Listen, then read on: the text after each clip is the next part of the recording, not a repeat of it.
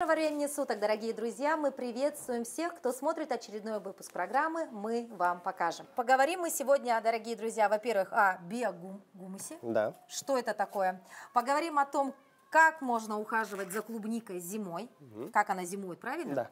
И про зелень, которую можно круглогодично выращивать на своем подоконнике. Да. Ну Правильно. и вообще про экологический подход к земледелию. Хорошо, экологический подход к земледелию. Даже звучит как-то по-научному. Да. Так, ну, конечно, фишка нашего эфира – это биогумус. Что Да. это такое, Роман? Из чего, самое главное, и для чего? Биогумус – это любые органические останки, переработанные червями. Черви, ну, обычно дождевые и их подвиды. Там калифорнийские, дендробена и самые разные другие. У нас за основу, за сырье, это работает конский навоз. Перемолотый конский навоз, он отлично подходит как изначальное сырье. И вот мы взяли ящик из нашей вермифермы. И ну, технология в том, что мы поделили, тут свежий относительно, тут уже старый, то есть уже почти готовый. Так, то есть задача простая. Вы в этот навоз добавляете Червей. Да. Для чего? Для того, чтобы они переработали это все. И вот тут видно разница даже, что этот еще не готовый, этот уже готовый. Биогумус, вообще, надо изначально начать с того, что у нас в мире начинает, ну, уже давно идет деградация земель. Интенсивное земледелие, все дела. И, в общем, почвы страдают, вот это вот все и так далее. То есть сегодня в почву нужно добавлять вот такие, да? Да, элементы? Плюс червей в том, что они не просто насыщают полезными веществами, они еще привносят бактерии. У них в кишечнике полезные бактерии, которые они оставляют в биогумусе, и эти бактерии разлагают органику уже сами по себе. Так, Роман, давай покажем, вот как выглядит простой. Вот ты говоришь, визуально видно. Я вижу только различия пока в цвете, да? Здесь светлый, здесь темный. Вот, да. То есть вот этот темный нам очень нужен для наших грядок, для домашних растений, для всего. Именно так. Он увеличивает плодородие около 40%.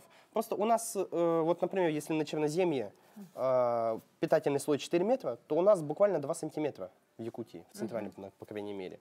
Соответственно, ну, очень сложно заниматься земледелием, не принося чего-либо-нибудь. Можно приносить химические добавки, но это не очень хорошо сказывается, конечно, на здоровье почвы. Очень легко переудобрить. Биогумусом переудобрить очень сложно. Сложно. Так, смотри, ну примерно сколько червей ты запускаешь, там, я не знаю, на килограмм, да, конского навоза? Или как? Достаточно охапки, и цикл идет около месяца-полутора при 17 градусах. Можно повысить температуру до 25, например, тогда будет месяц. То есть к сезону посадки растений сейчас, если позаботиться об этом, то можно получить биогумус. Да, именно. Ну, так. либо приобрести у вас, потому что я смотрю, что у тебя тут размножается все в каких-то геометрических прогрессиях. Но мы еще и используем его. Мы используем его для городских посадок. Мы в городских посадках в прошлом году и в этом будем работать. Очень много посадили и опять же привнесли биогумус. Он еще пользуется как влагоудерживающий агент. То есть у нас же проблема в том, что сложно поливать, ухаживать за посадками в городе. Именно поэтому мы привносим его, чтобы он еще и влагу задерживал, чтобы было меньше поливать. Роман, а подскажи, пожалуйста, вот как понять, что биогумус уже готов к использованию? Вот ты сказал, что месяц достаточно, да? Визуально можно это понять или все-таки нужно разбираться в этом? Ну, в среднем хватает месяца при нормальной комнатной температуре, ну и тем более меняется структура.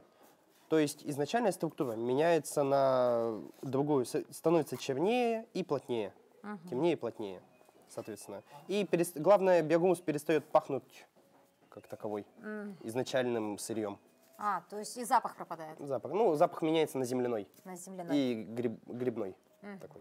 Мы используем биогумус в теплицах, при пересадке домашних растений, да, очень хорошо. Да, идут практически во все растения, ну, там, например, кроме азалий каких-нибудь, которым это не надо, например.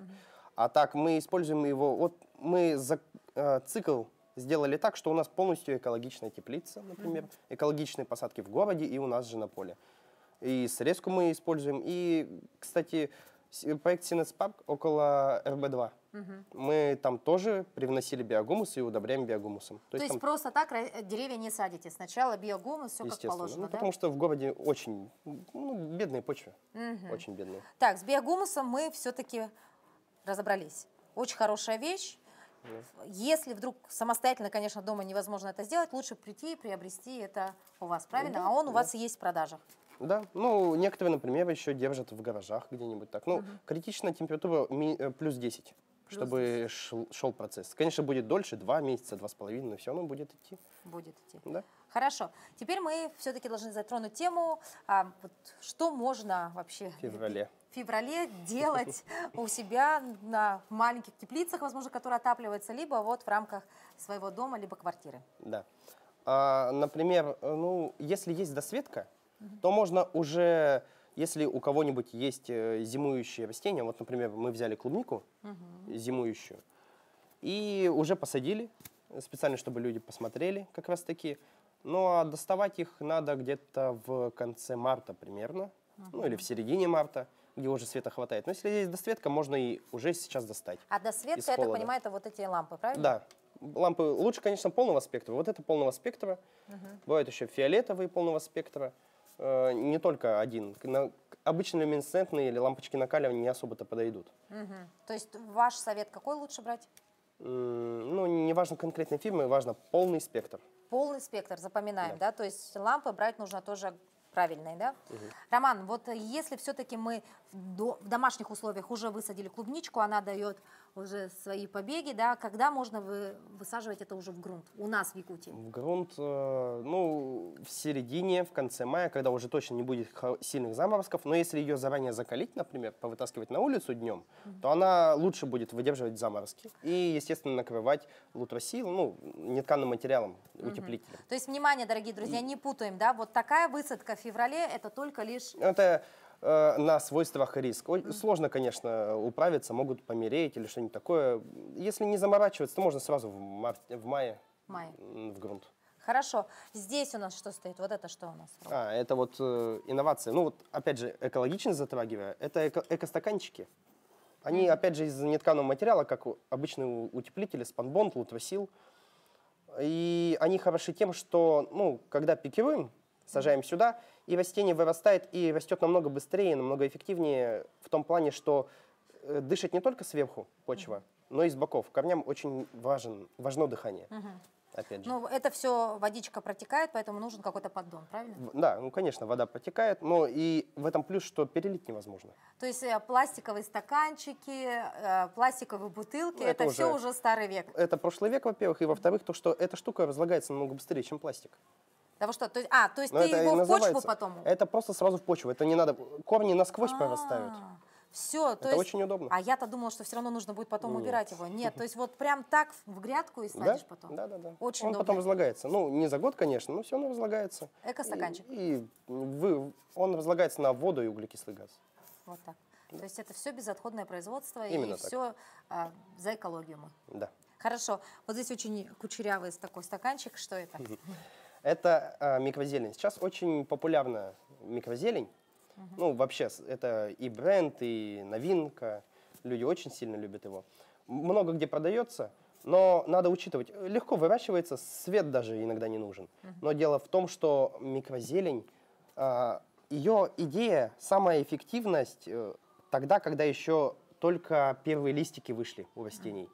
Только первые, не настоящие, называются, 2 листика выходят. Это максимальная питательность, когда корней еще особо нет. И питательность вышла в растение из самого семечка.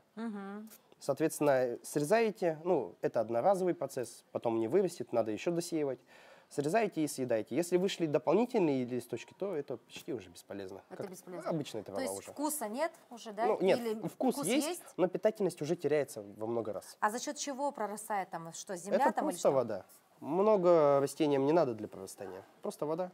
Вот давай покажем, как это выглядит, да, для тех, кто, возможно, еще не знает, как можно вырастить микрозелень. Да, у нас здесь есть определенный стаканчик, да, вот такой, да, наборчик. Просто вода без каких-либо добавок. Нет, добавки не нужны. Все есть в семечке изначально.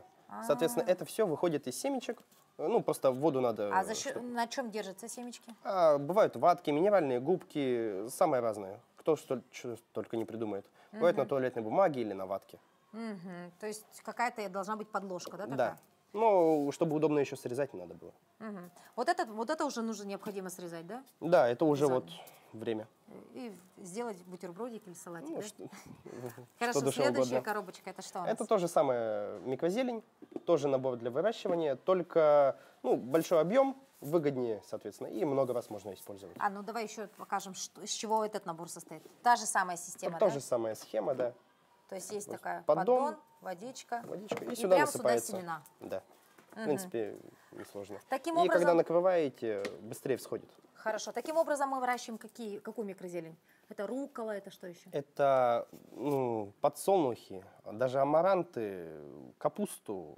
Ну вот, в общем, все съедобные растения могут выращиваться как микрозелень. Это не сорт и не вид, это вот способ выращивания. То есть вот говорить о том, что это микрозелень, это должна быть обязательно зелень, которая привычна нам, укроп, петрушка и так далее, да? На самом деле нет, можно вырастить Да. и капусту. И капусту можно вывести как микрозелень. Хорошо. проблем. Так, мы все-таки сегодня говорим о том, что на дворе февраль месяц. Чем еще садоводы, растениеводы, огородники, чем могут сегодня себя еще, так уже сказать, порадовать? Ну, потешить? во-первых, конечно же, планированием. Планированием, что сажать, где сажать. Не надо не забывать про севооборот на дачах. Вот, например, в грядках надо менять местами. Например, капусту с картошкой, цветники с ягодниками и так далее. Как Ну, менять? если- Сейчас уже? Нет, летом. Летом Просто менять. спланировать заранее надо, чтобы это менялось местами хотя бы, ну, не каждый год, ну, раз в несколько лет. Менять местами для того, чтобы почва не истощалась. То есть Одни там, где- растения берут одно, другие другое. То есть вышел сейчас, по крайней мере, на свой дачный участок и думаешь, вот на этой грядке росла капуста, в этом году здесь будет расти Картошка. картошка. Да. На этой грядке у нас росли. Цветы, теперь будет земляника. Вот так вот, значит, стоит об этом задуматься уже сейчас. Ну, желательно, конечно, было еще осенью задуматься. Ну, если не подумали осенью, можно и в феврале месяце. Да. Хорошо, что насчет семян сегодня? Насчет семян, ну, самое стандартное, что уже можно сажать, если есть хорошая досветка, вот, например, лампы лампа, полного лампа. спектра. Если есть Это лампа. петунии, махровые уже точно в феврале надо сажать. Потом земляника. Земляника или крупноплодная земляника, это клубника, тоже февраль, некоторые даже в январе садят. Эустомы вообще-то уже пропустили в декабре, надо было сажать в январе. Ну и баклажаны, перцы, тоже в середине февраля, конец февраля, примерно так. Они тоже, ну, у них долгий период роста и развития.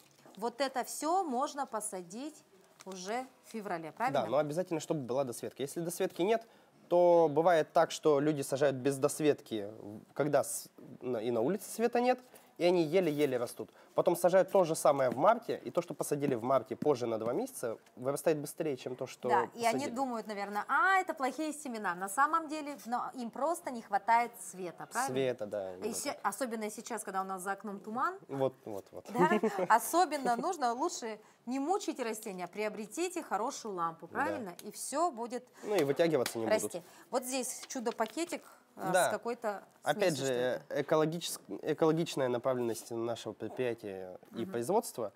Мы используем, вот все теплицы, к сожалению, страдают от вредителей. Этого не перечесть, в любой теплице будут вредители. Они будут там постоянно, то больше, то меньше. И разные предприятия борются с ними разными методами. Мы боремся не с помощью сильных каких-то химикатов, а да, с вот помощью именно природных веществ. То есть вот это порошок, сделанный из бактерий. Где вы их взяли, что это такое? Знаете, очень воздушная Закупили. пыльца такая. Да. Это пыльца. По мне так пыльца. Ну да, пыльца разводится, тут есть все. Дело в том, что вот мы пользуемся, это бетоксибациллин называется. И еще фитоверм. Это 2 стандартных препарата, которые используются вот в защите экологичном от вредителей. Это что еще раз? Это Бетоксибациллин. Ну, это препарат так называется. хорошо, мы не будем Да. заморачиваться и даже не повторю это в самом страшном сне. Вообще, еще раз, это у нас от вредителей. Да, разные препараты от разных вредителей, конечно. И дело в том, что вот природные, не наносящие проблем окружающей среде, они менее сильные, нежели химические препараты, естественно. Поэтому ими надо пользоваться чаще. Зато после вот этого можно кушать на следующий день, например, еду. Ну, то есть огурцы. Огурцы. Только помыв, конечно. Ну, это значит, мы разводим с водичкой и опрыскиваем. Да, именно так. И такие вредители, как что пропадают? Он работает, кстати, не на взрослых вредителей, а на их личинке. То есть надо именно заранее. Если вы знаете то, что у вас, например, паутинный клещ или тля были в прошлом году, они обязательно будут и в этом.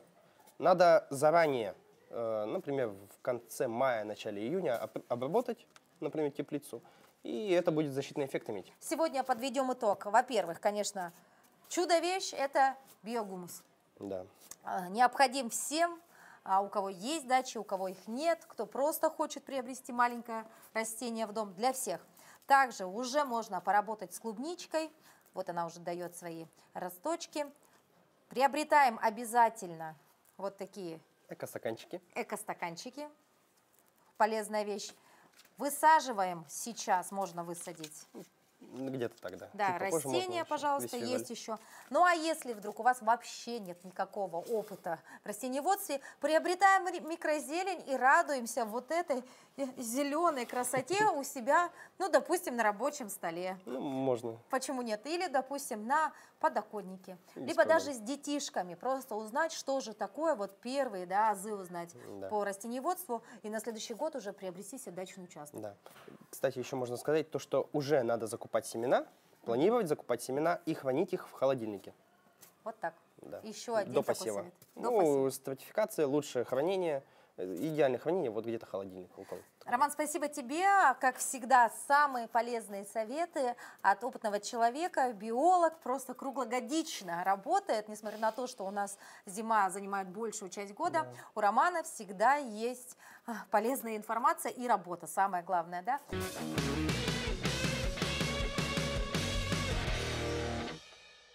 Уход за комнатными растениями – это не просто хобби или увлечение, это целая жизнь. Ведь так, как ты будешь ухаживать за своим растением, ту любовь, которую ты отдашь ему, именно так же и будет радовать оно тебя и твоих близких. Сегодня мы поговорим на тему пересадки и перевалки комнатных растений. Что это такое, как проходит этот процесс, узнаем сегодня. И в этом мне поможет агроном, а также менеджер по продажам салона цветов и флористики. Знакомьтесь, это Виктория Иннокентьева. Она является опытным человеком в этом деле. Ну и, конечно, сегодня мы именно от вас получим полезные советы. Здравствуйте. Здравствуйте. Давайте все-таки определимся для начала, что же такое перевалка, а что же такое пересадка. Перевалка – это когда мы берем растение комнатное с транспортного контейнера и пересаживаем в новый горшок. То есть мы не меняем здесь ничего и не трогаем, мы просто пересаживаем в большой горшочек, да? Да, верно. А пересадка – это когда мы берем растение, удаляем ком земли и некоторые корни и добавляем уже в новую землю. А как же понять, какому растению нужна перевалка, а кому нужна пересадка? Перевалку делаем для растений, которые здоровые и молодые. А пересадку тему, кто болеет, допустим, там загнили корни или, допустим, у них почва с болезнями или какими-то вредителями. Так, ну вот здесь у нас фиалочка в руках, да, я вижу, красивая такая. Она, в принципе, у нас готовая к Перевалке. перевалке, дорогие друзья. Мы, как вы сказали, это называется? Контейнерный горшок. Контейнерный горшок нам уже не понадобится, да? Мы берем красивый горшочек. Обратите внимание, у горшочка есть дырочка. Ну, мне кажется, многие любители комнатных растений знают, зачем эта дырочка, ни для кого не секрет. Отсюда выходит лишняя вода. Наши горшочки, они находятся на ножках. Тем самым лишняя влага стекает и не мешает растению. Отлично. Ну, мы выбрали горшочек самый лучший. Все понятно с горшком. Дальше что мы делаем? Первый слой у нас идет керамзит. Это нам нужно 1 сантиметр, не больше. Размер керамзита не имеет значения. Главная его функция – это он защищает корни от излишней влаги. Хорошо, так. И 1 сантиметр положили, все готово. Далее? Далее мы готовую почвосмесь для фиалок будем смешивать с нашим биогумусом. Что такое биогумус? Это органическое удобрение. Его у нас произвели калифорнийские черви. Да, мы видим, что здесь, кстати говоря, что-то шевелится, то есть это червячки. Червячки, да, они у нас зимуют, но они круглый год перерабатывают нам биогумус, получается. То есть это все вот натуральный продукт собственного производства, Да. так сказать. Ну и для растения, конечно, наверное, это Это только очень питательно, да. очень питательно. Хорошо, так перемешаем давайте. А и в каком соотношении самое главное? Соотношение будет 1 к 3. Допустим, я тут делаю на глаз. Биогумус, да, мы не добавляем для суккулентов. Это что, к примеру? Это наши кактусы. А, кактусы не любят, да, такое почву? Хорошо. Давайте я помогу вам, подержу. И кладем слой наш, который мы перемешали, питательный. И сверху наш цветочек. И по краям утрамбовываем землю. А глубина вот посадки нашего цветочка принципиально важна тоже или Да. нет? Там должно остаться где-то сантиметр, чтобы при поливе вода не стекала с горшка. Так, давайте, наверное, я лучше вот это буду держать, а вы будете вот так, хорошо. Значит, сантиметр все равно должно остаться, да, до края горшка. Виктория, а нужно ли вот сильно утрамбовывать растения вот в эту новую нашу почву? Если сильно утрамбовывать, то мы можем повредить корни растений. Нежелательно. Нежелательно, просто уплотнить. А нужно ли сразу добавлять какие-то биодобавки, возможно, какие-то минералы, или это все уже содержится в почве? В нашем биогумусе уже все содержится. А если нет у вас, допустим, такого волшебного биогумуса, да, к примеру, дома, да, или не найдешь в магазинах, нужна ли какая-то определенная подкормка сразу, вот когда мы делаем перевалку? Сразу нет. По истечении 1 месяца можем их подкармливать готовыми удобрениями. Только через месяц? Да, желательно через месяц. А месяц для чего нужен? Адаптация? Вот в самой почве уже есть свои микроэлементы. Так, ну, в принципе, завершен процесс или еще что-то нужно добавить? Так, сейчас мы будем поливать. Полив фиалку в основном делают из поддона, да? А в нашем случае у нас горшок другой, поэтому мы полив по кругу будем делать, не затрагивая корневищу, получается. Для первого раза слишком заливать водой, наверное, нежелательно, да? Если земля была сухая, мы должны достаточно налить, чтобы даже вода стекала, вот получается, с этой дырочки, да, с горшка. А у нас она была уже достаточно увлажненная, мы просто по кругу немножко промочили. И, Ну, по мне так вроде процесс завершен. да, и еще можем мы добавить керамзит мелкий, чтобы влага не испарялась. Так как у нас в квартире сухо, Сейчас, особенно зимний период, да, Да, когда- батареи работают очень сильно, и, наверное, растения очень быстро высыхают, да? поэтому, чтобы удерживать влагу, или вы куда-то там уезжаете, допустим, достаточно и налили воду, и сверху можем уложить керамзитом. Отлично. Итак, перевалка завершена. Завершена. Хорошо. Следующий наш процесс – это пересадочка, да? Так, с пересадкой будет, наверное, чуть-чуть По-другому. посложнее, по-другому. Итак, что за растение? Это у нас декоративно-лиственная нефрелопис. Первый слой у нас пойдет керамзит. У нас есть вот такой вот замечательный набор. Есть сразу керамзит и почвовая смесь. Очень удобно, да? Не Да. надо огромные пакеты покупать. Все этого вот в одном наборе. Так, а здесь определенная почва уже для подобных растений, да? Да, для декоративно-лиственных. Можем сюда насыпать. Так, смело, да, Виктория, все делает. Опыт. Прекрасно, да, у вас работа, кстати говоря. Вот Ой, не работать, говорите. работать с землей, работать с цветами, с растениями. Это же, мне кажется, даже уже не работа, а просто удовольствие какое-то. Удовольствие, да. Каждый день на работу приходите, наверное, с огромным Радостью. с огромной радостью, с огромным счастьем. Очень любим, когда они очень цветут. Это прям для нас большая радость. Рада, да, такая. Итак, керамзит готов. И опять же смешиваем с нашим биогумусом.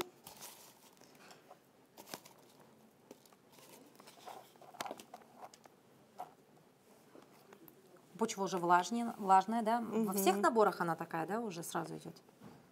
Да, она должна быть не совсем сухая, а немножко То есть увлажненная. при покупке, когда покупаешь, нужно на это тоже обращать внимание, да? Да, конечно, потому что бывает, что когда срок годности уходит, тогда почва становится сухой.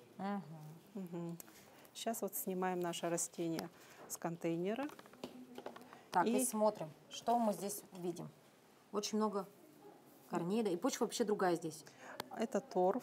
Ну, мы показываем, мы могли бы сделать перевалку, мы просто сейчас будем показывать отличия, как Процессов. будет процесс, да, пересадки. Убираем ком земли, который легко отходит. Допустим. То есть сильно вырывать, отдирать ничего не Да, надо. потому что растение будет стрессовать. Ну, все, что смогли, мы убрали. Теперь заполняем наш горшочек подготовленной смесью. Опять не до половины, а слегка, да? так? Да. Потом само растение. А можно ли визуально понять, что ты уже повредил корневую систему? Или если чуть-чуть повреждена немножко, ничего страшного в этом нет, она обратно придет в норму, Да, она восстановится. восстановится? То есть если слегка чуть-чуть что-то даже переусердствовал, ничего страшного, да? Ничего страшного. Это мы узнаем через недельку, допустим, когда она станет высыхать, подмирать, ну как-то она вяло себя будет чувствовать, тогда уже будет понятно, что мы переусердствовали.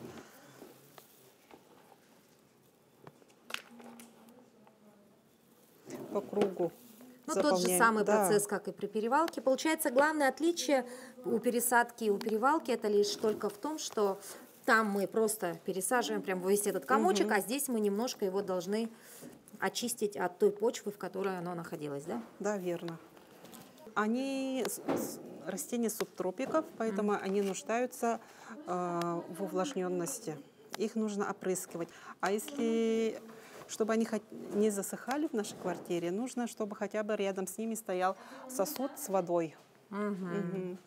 Также не ставить их возле батареи и на окне. Лучше на полочке, создать им такой благоприятный климат. Тогда они вас будут радовать всю зиму и все лето, получается. Так, мы его пересадили. Теперь поливаем. По той же самой системе или здесь уже немножко другое? Ну, он у нас влаголюбивый. Но опять-таки тоже, да, по той же схеме получается. Но самое главное в нефрилописе, в его уходе нужно обязательно опрыскивать. Это его прям, он это любит, и тогда он будет вот в таком состоянии, как у нас. У нас такой опрыскиватель автоматический, очень удобный. И вот так мы 3 раза в день их опрыскиваем. Виктория, но наш процесс завершен. Визуально так меня радует просто эта картинка. Все очень красиво, все очень гармонично. Ну и я думаю, все у нас получилось по правилам. Да, верно. Главная ошибка у любителей растений в зимнее время – это полив. Есть растения влаголюбивые и умеренно. И все-таки в зимнее время лучше не переливать, чем заливать. В зимнее время они уходят в покой, в спячку получается. И лучше их не переливать. Ну, то есть, как минимум, нужно сначала прочитать информацию, насколько ваше растение любит воду, Да, правильно? правильно. И следить всем правилам полива. И Да, тогда верно. ваше растение будет радовать вас Круглый год. круглый год. Ну что, на этом время нашего эфира подходит к концу. Сегодня благодаря опытному человеку мы все-таки разобрались в том, что же такое перевалка, что же такое пересадка. Ну и мы, как всегда, говорим, ухаживайте, берегите свои растения. Ну и, конечно, они вам отдадут вдвойне.